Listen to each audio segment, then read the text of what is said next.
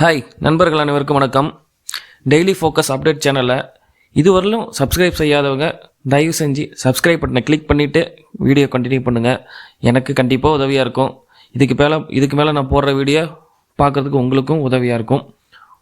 இன்றைக்கி நம்ம பார்க்க போகிற டாபிக் பார்த்துட்டிங்கன்னா 3/1/2026 தமிழ்நாடு மாண்புமிகு முதல்வர் அவர்களால் ஒரு அறிவிப்பு வெளியிடப்பட்டிருக்கு. அதாவது தமிழ்நாடு அரசு ஊழியர்களின் நீண்டகால கோரிக்கையை ஏற்று ஒரு முக்கிய அறிவிப்பை வெளியிட்டிருக்கார். ஓய்வூதியம் தொடர்பாக டாப்ஸ் உறுதியளிக்கப்பட்ட ஓய்வூதியம் தமிழ்நாடு அசூர்டு பென்ஷன் ஸ்கீம் அப்படிங்கிறத இப்போ அந்த ஸ்கீமில் என்ன சொல்லியிருக்காரு, இதுக்கு முன்னாடி இருந்த ஓல்டு பென்ஷன் ஸ்கீம் இப்போ கொண்டு வந்திருக்கக்கூடிய டாப்ஸ் பென்ஷன் ஸ்கீம் ரெண்டுக்கும் உள்ள வித்தியாசம் என்ன, லாபமா நட்டமா, அதை பற்றி நம்ம சிபிஎஸ் திட்டத்தில் இருக்கக்கூடிய ஒரு எம்ப்ளாயி ரிட்டையர் ஆகும்போது அவர் கடைசியாக வாங்கின சம்பளத்தில் 50% அவருக்கு ஓய்வூதியம் வழங்கப்படும். முதல் பாயிண்ட். அடுத்தது 2, டிஆர் ஏற்றும் போது, அதாவது அகவிலைப்படி ஏற்றும் போது ஓய்வூதியதாரர்களுக்கும் ஏற்றப்படும். ஓகே. 3, ஓய்வூதியதாரர் இறந்துட்டாங்கன்னா அவருடைய குடும்ப உறுப்பினருக்கு அவர் வாங்கிட்டு இருந்த பென்ஷனில் 60% கொடுக்குறாங்க. அடுத்தது 4, பணிக்கொடை கிராஜுவிட்டி 25 லட்சத்துக்கு மிகாமல் கொடுக்குறாங்க.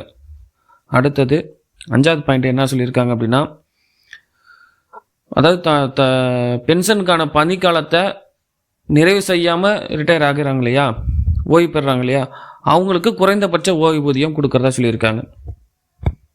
6, ஏற்கனவே சிபிஎஸ் திட்டத்திலேருந்து ரிட்டையர் ஆகியிருக்காங்க இல்லையா, அவங்களுக்கு சிறப்பு கருணை ஓய்வூதியம் கொடுக்குறதா சொல்லியிருக்காங்க. எவ்வளோ என்னங்கிறது இன்னும் தெளிவாகலை. ஓகே.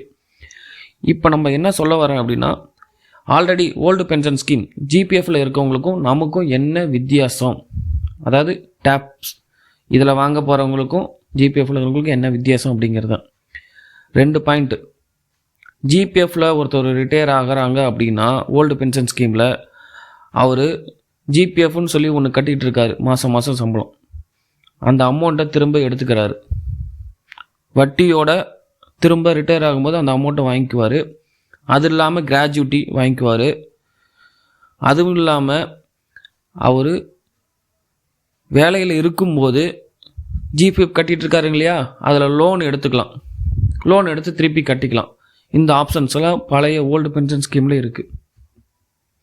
பட் இந்த சிபிஎஸ்ல இருந்து இந்த டாப்ஸுக்கு மாற போகிறாங்க இல்லையா, இவங்களுக்கு நம்ம சிபிஎஸ் அமௌண்ட்டு 10% கட்டுறோம். அது இல்லாமல் கவர்மெண்ட்டு அமௌண்ட்டு போடுது நம்ம கட்டுறதுக்கு நிற்கிறோம். இது எதையுமே நமக்கு திருப்பி தரப்போகிறது இல்லை. அதை வச்சு தான் நம்மளுக்கு பென்ஷன் கொடுக்க போகிறதா சொல்லியிருக்காங்க. ஸோ அது ஒரு நஷ்டம். இன்னொன்று, கிராஜுவிட்டி கொடுக்குறாங்க ஈக்குவல். ஜிபிஎஃப்பில் இருக்கவங்க லோன் எடுத்துக்கிறாங்க, பட் நமக்கு அந்த லோன் எடுத்துக்கிறத பற்றி எதுவுமே இந்த அனௌன்ஸ்மெண்ட்டில் இல்லை. இது எல்லாம் ஒரு ட்ராபேக்குன்னு என்னன்னு பார்த்துட்டிங்கன்னா, ஓல்டு பென்ஷன் ஸ்கீமில் இருக்கவங்க மாதம் மாதம் அவங்க கட்டுறவங்களுடைய அமௌண்ட்டை திரும்பி கவர்மெண்ட்டு அவங்களுக்கு கொடுத்துருது. பட் நாம் மாதம் மாதம் கட்டக்கூடிய அமௌண்ட்டை கவர்மெண்ட்டு திரும்பி தரப்போகிறது இல்லை நமக்கு. இது உண்மையிலே ஒரு பெருத்த அடி தான்.